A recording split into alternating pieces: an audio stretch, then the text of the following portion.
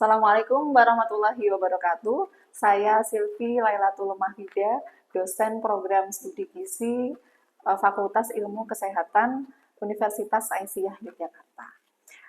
Kali ini saya akan menjelaskan tentang rencana pembelajaran semester atau RPS mata kuliah yang saya ampu, yaitu edukasi gizi. Uh, Mata kuliah ini dilaksanakan pada semester genap tahun akademik 2023-2024. Mata kuliah edukasi gizi ini merupakan mata kuliah wajib yang ditempuh oleh mahasiswa semester 4 sebesar 2 SKS yang terdiri dari satu setengah SKS teori dan setengah SKS praktikum. Mata kuliah ini akan membekali mahasiswa dengan pengetahuan dan juga keterampilan mulai dari merancang, melaksanakan, mengevaluasi program edukasi gizi yang berbasis komunikasi dan juga perilaku.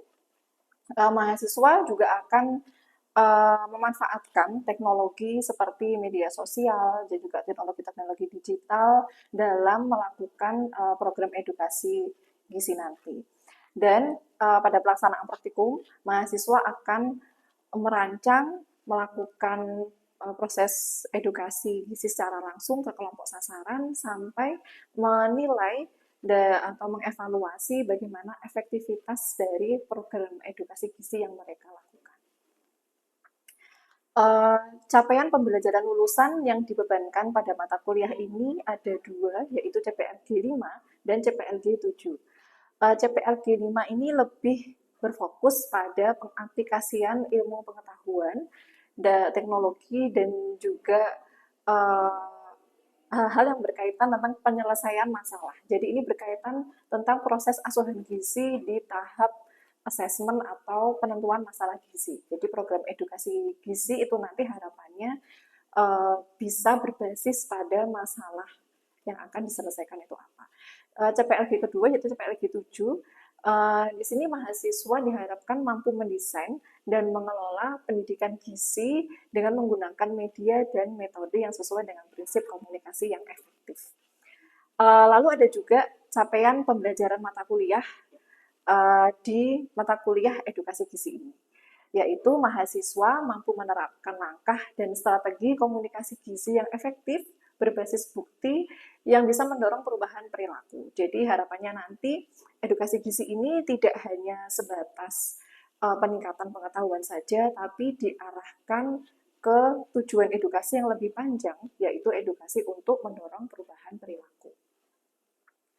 Kemudian ada beberapa sub capaian pembelajaran mata kuliah, ada 5 di sini yang dibebankan pada mata kuliah ini. Yang pertama, yaitu mahasiswa bisa menjelaskan ruang lingkup peran dan juga pendekatan teori-teori yang berkaitan dengan edukasi gizi. Nah, teori-teori ini nanti juga akan diterapkan ke kegiatan edukasi gizi yang merupakan bagian dari proses asuhan gizi, di mana edukasi gizi itu kan merupakan bagian dari intervensi gizi itu sendiri. Kemudian dari CPMK yang kedua, mahasiswa diharapkan mampu menggunakan metode, media, dan juga bisa menginovasikan program edukasi gizi menggunakan metode dan media tersebut agar mencapai tujuan yang lebih efektif. Kemudian CPMK yang keempat, CPMK yang ketiga, yaitu mahasiswa merancang, menerapkan, sampai mengevaluasi edukasi gizi yang sesuai dengan target atau tujuan kegiatan. Dan CPMK keempat, mahasiswa mampu mengaplikasikan keterampilan dan prinsip komunikasi secara efektif dalam menjalankan proses edukasi gizi. Serta CPMK terakhir, mahasiswa bisa menerapkan rancangan promosi gizi dan pelatihan gizi sesuai dengan kebutuhan sasaran. Bahan kajian yang ada di mata kuliah ini dan juga materi pembelajarannya. Jadi ada beberapa subbahan kajian, ada 3 subbahan kajian. Subbahan kajian yang pertama yaitu berupa prinsip dasar dari edukasi gizi dan kesehatan itu sendiri. Materi yang ada di subbahan kajian ini berupa yang pertama adalah pengantar konsep edukasi gizi, yang kedua materi tentang keterampilan komunikasi dalam edukasi gizi, yang ketiga adalah komunikasi atau edukasi gizi massa yang berupa public speaking. Kemudian SBK yang kedua berkaitan tentang strategi dan metode edukasi gizi. Di SBK ini materi pembelajaran yaitu berupa metode dan inovasi edukasi gizi, kemudian ada media edukasi gizi dan juga pelatihan gizi. Terakhir SBK yang berkaitan yaitu efektivitas dari edukasi gizi. Di sini materi pembelajarannya yaitu berkaitan tentang evaluasi dari edukasi gizi sendiri. Berikut adalah daftar sumber belajar dan referensi yang digunakan dalam mata kuliah ini. Yang pertama ada referensi utama, kemudian berikutnya adalah referensi tambahan, dan yang ketiga adalah referensi dari hasil penelitian dan pengabdian masyarakat dosen program studi gizi termasuk penelitian dan pengabdian masyarakat dari saya. Untuk mata kuliah ini metode pembelajarannya untuk kuliah teori akan lebih banyak menggunakan contextual instruction, jadi ada pendekatan student centered learning. Untuk praktikum nanti menggunakan pendekatan small group discussion dan juga demonstration.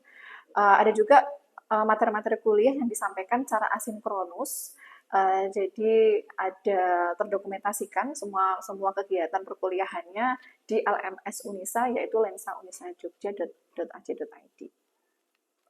Untuk penilaian mata kuliah ini ada 3 basis penilaiannya, yaitu aktivitas partisipasi mahasiswa, hasil proyek, dan juga penilaian kognitif.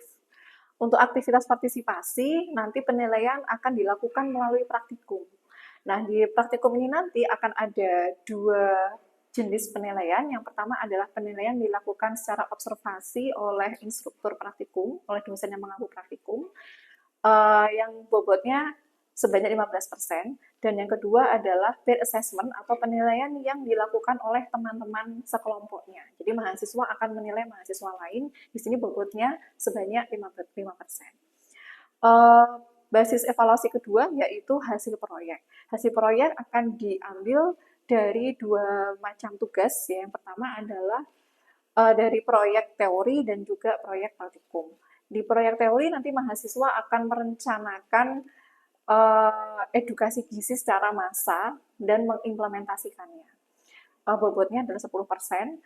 Kemudian proyek yang kedua nanti diambil dari luaran-luaran praktikum. Jadi setiap pertemuan praktikum akan ada luarannya, mulai dari luaran berupa media edukasi, kemudian luaran hasil promosi gizi melalui media sosial. Dan basis evaluasi ketiga berupa kognitif nanti akan dilakukan penilaian melalui UTS dan UAS. Bentuk soalnya merupakan multiple choice questions sebanyak 50 soal dengan bobot masing-masing UTS yaitu 23% dan UAS sebanyak 22%. Selain dari penilaian multiple choice question tadi, ada juga penilaian non-test ya, berupa pada saat praktikum, nanti instruktur praktikum akan melakukan observasi terhadap performa mahasiswa dan juga melakukan evaluasi praktikum seperti presentasi begitu ya, untuk merefleksikan bagaimana hasil dari praktikum yang sudah dilakukan oleh mahasiswa. Jadi mahasiswa akan mendapatkan feedback dari dosen terhadap hasil praktikum mereka. Berikut adalah rancangan tugas dari mata kuliah ini. Tugasnya adalah orasi gizi. Ini adalah tugas dari teori, proyek teori ya, berupa orasi gizi. Jadi mahasiswa di sini nanti akan melakukan public speaking yang mengimplementasikan keterampilan komunikasi atau edukasi gizi secara massal ke audiens umum. Jadi nanti mahasiswa akan menyampaikan pesan-pesan edukasi, pesan-pesan gizinya ke audiens yang sifatnya umum atau ke mahasiswa lain di program studi lain. Studi khususnya ini berkaitan tentang penyusunan narasi, jadi akan dilihat juga bagaimana mahasiswa menyusun narasi orasinya, kemudian bagaimana mahasiswa bisa mampu untuk berbicara di depan publik, dan bagaimana mahasiswa bisa mengembangkan kreativitasnya untuk mengolah metode orasi yang bisa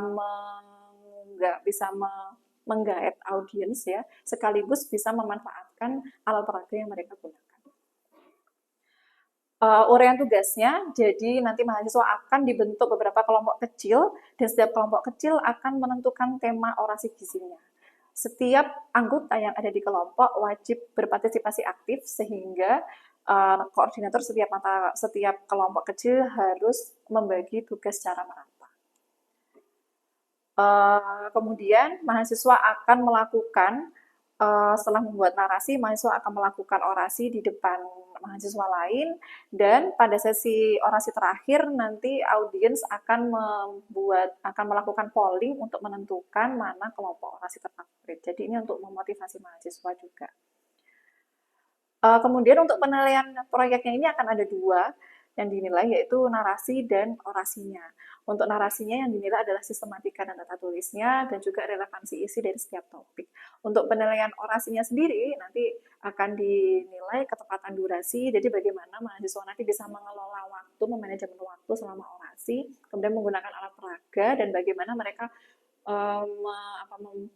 mempraktekkan performa dan juga kejernihan suara. Jadi ini perlu ada kejelasan dari suara agar bisa ditangkap oleh audiens. Berikut adalah rubrik penilaian dari tugas proyek orasi edukasi gizinya. Dari penilaian narasi ada 2 di sini, ya, sistematika dan tata tulis. Kemudian ada juga penilaian terhadap relevansi isi dengan topik yang sudah dipilih oleh mahasiswa. Untuk orasinya sendiri nanti ada penilaian ketepatan durasinya, kemudian penggunaan alat peraga, dan juga performa dan kejelasan suara. Nah, penilaian ini terdiri dari beberapa kriteria, mulai dari sangat kurang sampai ke sangat baik. Untuk nilai sangat kurang nanti akan diberikan nilai kurang dari 40, kurang dari sama dengan 40. Untuk penilaian yang sangat baik nanti akan diberikan lebih dari 80. Baik, berikut adalah proses pembelajaran dari mata kuliah edukasi gizi. Baik, Assalamualaikum warahmatullahi wabarakatuh. Waalaikumsalam warahmatullahi wabarakatuh. Selamat siang semuanya. Siang, Bu. Oke, kita kembali ke mata kuliah edukasi gizi pertemuan terakhir hari ini, ya. Baik, sebelum kita mulai perkuliahan hari ini, kita berdoa sebelum belajar dan membaca Al-Quran surat Al-Kafirun. Berdoa, silakan bisa dimulai. Bismillahirrahmanirrahim. Raditu billahi rabban wa bil islami dinan wa bi Muhammadin nabiyyan wa rasulan. Rabbi zidni ilman warzuqni fahman. Amin. Bismillahirrahmanirrahim. Qul ya ayyuhal kafirun la a'budu ma ta'budun wa la antum 'abiduna ma a'budu wa la ana 'abidun ma abattum wa la antum 'abiduna ma a'budu lakum dinukum waliyadin. Baik, kita mulai kuliah hari ini, lanjut topik terakhir, ya, tentang monitoring dan evaluasi edukasi gizi. Di pertemuan sebelumnya, kalian kan sudah belajar tentang bagaimana merancang suatu program edukasi gizi, ya. Masih ingat di tahap awal itu ada tahap namanya assessment, ya kan, di mana kalian akan menggali permasalahan dan tujuan dari program edukasi gizi nanti itu akan seperti apa. Jadi kita kan harus tahu masalahnya dulu apa, lalu tujuannya bagaimana, gitu kan.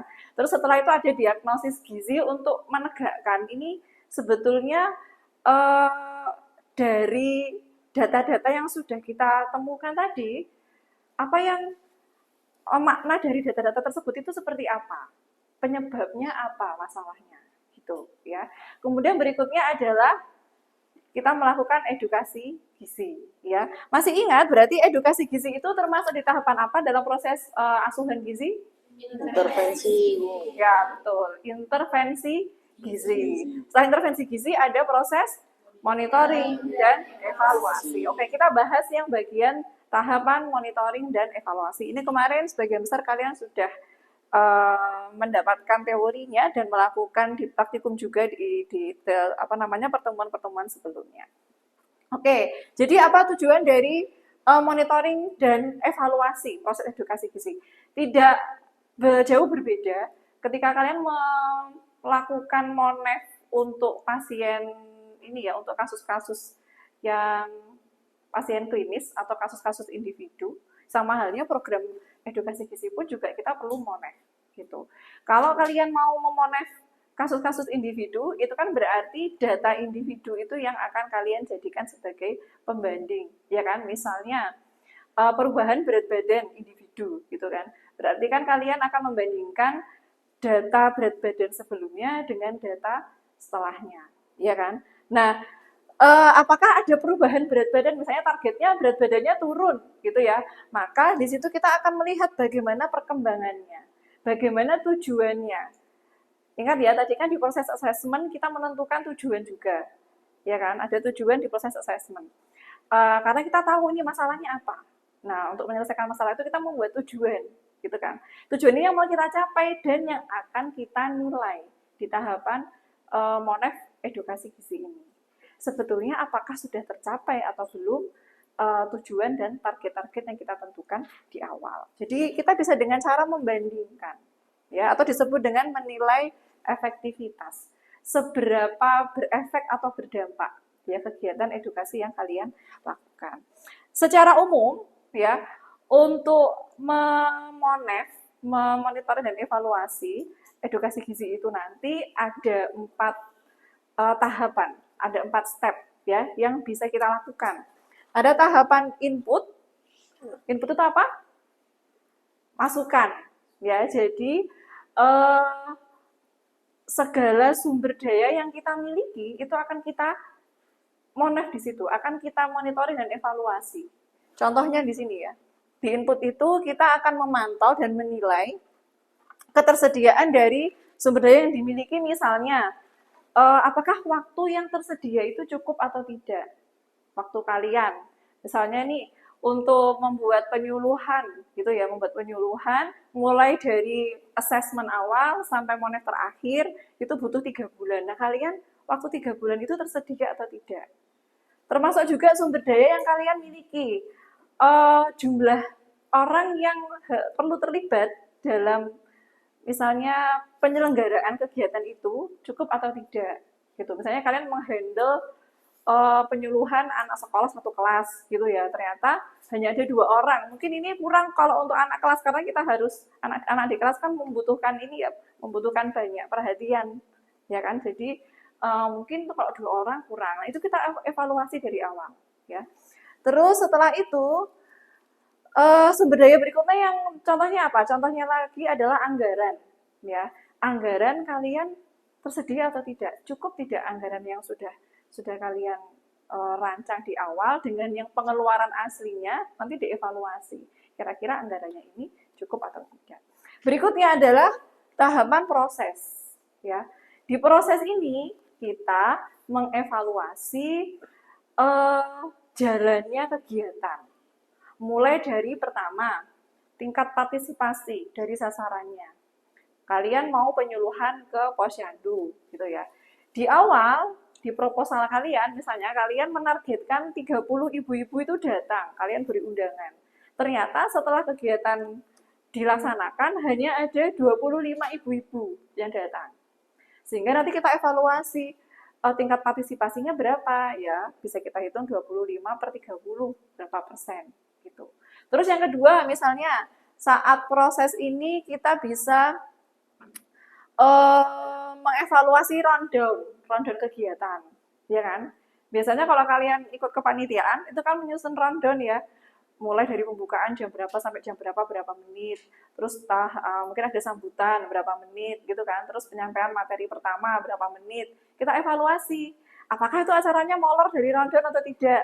Jangan-jangan materi yang pertama itu butuh durasi yang lebih panjang daripada yang setelahnya, gitu kan. Jangan-jangan yang tanya jawab ini, ternyata tanya jawab kemarin itu butuh waktu yang agak panjang dari rundown. Karena apa? Karena pesertanya antusias, banyak yang bertanya, jadi sesi diskusinya itu malah lebih lama. Kita bisa mengevaluasi dengan cara seperti itu, ya. Oke, kemudian tahapan berikutnya adalah output, ya. Output itu adalah luaran, ya. Tadi ada input, ada proses, kemudian ada output. Output itu kata lainnya luaran. Apa itu luaran? Luaran kegiatan adalah variabel yang bisa kita ukur saat itu juga setelah kegiatan edukasi gizi ini selesai. Contohnya, jadi ini tuh dampak ya, sebetulnya output itu adalah dampak, tapi dampaknya itu jangka pendek. Ya. Dampak jangka pendek berarti kan kita bisa langsung ukur saat itu juga. Misalnya pengetahuan gitu kan. Bisa nggak pengetahuan berubah saat itu juga sebelum dan setelah penyuluhan? Bisa, ya kan? Bisa. Jadi karena tadi misalnya sebelum itu ya, sebelum penyuluhan kalian pretest dulu gitu. Terus kalian beri materi, setelah itu post test. Nah, karena ada materi yang diberikan, berarti kan ada informasi baru yang diterima oleh sasaran ya. Nah, itulah kita bisa mengukur bagian pengetahuan ini. Atau misalnya keterampilan, ya keterampilan ini bukan sampai ke penerapan kehidupan sehari-hari, bukan. Keterampilan itu hanya sebatas psikomotorik ya, penguasaan skill saat itu juga. Gitu. Misalnya kita berikan contoh cara pengukuran tinggi badan pada anak balita yang benar ke kader posyandu, gitu ya.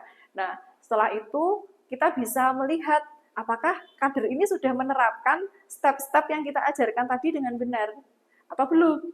Nah, itu bisa langsung kita koreksi kan. Nah, itu namanya skill yang kita ukur, ya, di ranah skillnya atau keterampilannya. Terus berikutnya adalah outcome. Kalau outcome ini dampaknya itu lebih lama, ya, jangka menengah sampai jangka panjang. Ada satu lagi sebetulnya yaitu goal. Goal itu target tujuan akhir yang mau kita capai, yaitu lebih lama lagi, mungkin bisa tahunan baru tercapai. Kalau outcome ini baru dampak jangka menengah sampai panjang.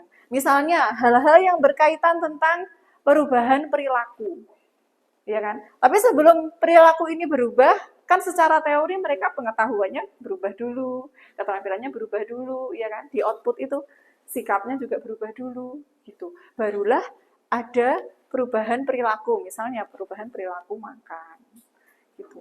Kalau kita ajarkan kadernya tadi mengukur status gizi atau tinggi badan, contohnya ya, balita yang benar, itu kan baru keterampilan output. Outcome-nya berarti kadernya bisa melaksanakan pengukuran itu setiap posyandu itu berlangsung dengan benar. Itu namanya outcome. Hasilnya itu sudah betul sesuai dengan yang kita ajarkan pada pelatihan, misalnya di output itu ya. Ini contohnya. Jadi kalau outcome ini yang berkaitan dengan perilaku ya, bisa gaya hidup, tindakan nyata, asupan makan itu termasuk outcome jangka pendek. Ya, jadi kita bisa mengukur perubahannya itu 3 bulan ke depan gitu bisa, atau 2 bulan ke depan itu bisa kita ukur. Ya. Nah, jadi diingat-ingat ada berapa tahapan tadi? 4. Apa saja? Input, proses, output, Outcome. Oke, ada 4 ya. Nah, sekarang kita bahas yang proses. Ya, proses berarti tahapan kedua. Ya, tahapan kedua. Nah, bagaimana kita mengukur proses dari atau mengevaluasi dan memonitoring proses dari edukasi gizi? Masih ingat tadi yang saya sampaikan ya, ada beberapa indikator yang bisa kita nilai di situ. Nah, ini contohnya. Partisipasi gitu ya. Apakah peserta yang hadir dan aktif selama kegiatan? Berapa orang misalnya? Atau mungkin ada partisipasi dari pihak lain. Ya, misalnya apa kalau kita misalnya mengundang nih, kita penyuluhan di posyandu, kita mengundang ahli gizi puskesmas gitu ya. Nah, sejauh apa ahli gizi ini berperan pada saat kalian melakukan penyuluhan? Kalau datang saja itu sudah bagus ya, mungkin karena dia aktif ingin ikut serta melihat bagaimana berlangsungnya kegiatan. Tapi kalau ternyata keterlibatannya lebih dari itu, misalnya membantu kita menjawab pertanyaan dari peserta, nah kita bisa menulis ternyata keterlibatan dari ahli gizi puskesmas itu lebih dari ekspektasi kita ya, bisa memberikan bantuan dalam kegiatan penyuluhannya, misalnya begitu. Kemudian kesesuaian jadwal dan rondong, tadi itu ya contohnya ya. Kemudian apalagi tadi yang belum saya bahas ini, antusiasme. Nah, kalian juga bisa mengukur antusiasme. Misalnya nih, ke anak-anak sekolah tadi ya, antusiasme itu kan sebetulnya tergantung dengan metode kita ya, metode dan cara penyampaian kita. Strategi kita tuh bagaimana sih untuk setiap sasaran edukasi yang berbeda-beda. Antusiasme ini, contohnya nih kalau di anak sekolah tadi ya, eh, ketika kita bertanya atau melontarkan pertanyaan gitu ya, berapa banyak sih yang bersuara, itu bisa kita lihat, bisa kita evaluasi. Kok kayaknya dari tadi hanya satu dua anak saja yang menjawab pertanyaan atau yang berteriak gitu ya, menjawab pertanyaan. Yang lainnya diem aja gitu, atau jangan-jangan malah diem semua. Nah itu harus kita evaluasi, kenapa kok antusiasmenya itu kurang? Apakah memang karena tipe anak-anaknya pemalu, ya, atau memang strategi kita itu tidak sesuai dengan karakteristik mereka. Itu harus kita evaluasi juga, ya. Ini nanti untuk sumber belajar ya, sumber belajar yang bisa kalian akses, nanti kalian bisa langsung ke link-linknya. Oke. Mungkin ada sebelum saya ke kuis, ada pertanyaan? Silahkan. Siapa yang mau bertanya? Ya, Rafa? Saya izin bertanya, Bu. Pertanyaannya, apa perbedaan indikator output dan outcome? Oh iya, ada yang masih ingat tadi ya, output adalah indikator yang jangka pendek. Oke, ya indikator jangka pendek itu adalah output, sedangkan outcome itu jangka menengah sampai jangka panjang. Jadi perbedaannya ada di perubahannya itu terjadinya kapan. Bisa kita ukur mulai kapan. Gitu ya. Berikutnya ada lagi yang bertanya? Oke, Ade? Izin bertanya, Bu, untuk contoh indikator pada evaluasi video-video itu seperti apa ya?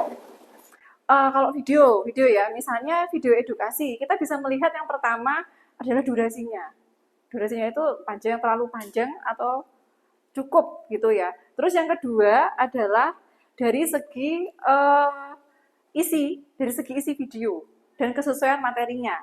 Nah, sesuai atau tidak isi video dengan materinya. Terus yang ketiga adalah apakah video itu menarik secara visual. Video kan harusnya memuat aspek visual dan audio ya. Nah, pertama penggunaan visualisasi dari video itu apakah menarik audiens atau tidak. Terus yang keempat adalah di audionya, ya. Audio itu dari suara videonya, jelas gitu, atau jangan-jangan suaranya malah mengganggu hal-hal yang disampaikan di video, ya. Begitu kurang lebih untuk indikator dari penilaian video edukasi. Sekarang saya juga mau memberikan pertanyaan, ya. Saya ada kuis. Coba nih kira-kira jawabannya apa nih? Kalau ada penyuluhan tentang tambah darah dan mengukur motivasi kepatuhan. Kira-kira masuk apa ini? Ada yang tahu? Ya, Satya? Yang A, Bu, luaran atau output. Oke, motivasi itu bisa kita ukur ya, bisa kita ukur setelah kegiatan itu selesai. Berarti masuk luaran atau output, karena output itu jangka pendek ya. Berikutnya, nih, ada pelatihan ke pasien DM. Kemudian indikatornya berupa output ya, berupa output atau luaran untuk melihat peningkatan keterampilan. Nah, cara mengukur peningkatan keterampilan dari pasien diabetes mellitus ini bagaimana? Ada yang tahu? Dian? Jawabannya yang C, Bu, kuesioner literasi membaca label gizi. Oke, ya. Kenapa itu ya? Karena materinya pembaca label makanan, ya kan? Nah, literasi ini bisa masuk ke pengetahuan sekaligus keterampilan. Ya, oke. Jadi dilihat juga itu materinya tentang apa. Baik, saya kira cukup ya untuk materi hari ini. Terima kasih semuanya. Kita bisa tutup perkuliahan hari ini dengan doa setelah belajar. Berdoa bisa dimulai. Subhanallahumma wa bihamdika asyhadu an la ilaha illa anta astaghfiruka wa atubu ilaik. Saya akhiri. Wassalamualaikum warahmatullahi wabarakatuh. Waalaikumsalam warahmatullahi wabarakatuh. Terima kasih. Oke. Demikian pemaparan rencana pembelajaran semester mata kuliah yang saya ampu, yaitu edukasi gizi dan juga kegiatan pembelajaran. Sekian, terima kasih. Wassalamualaikum warahmatullahi wabarakatuh.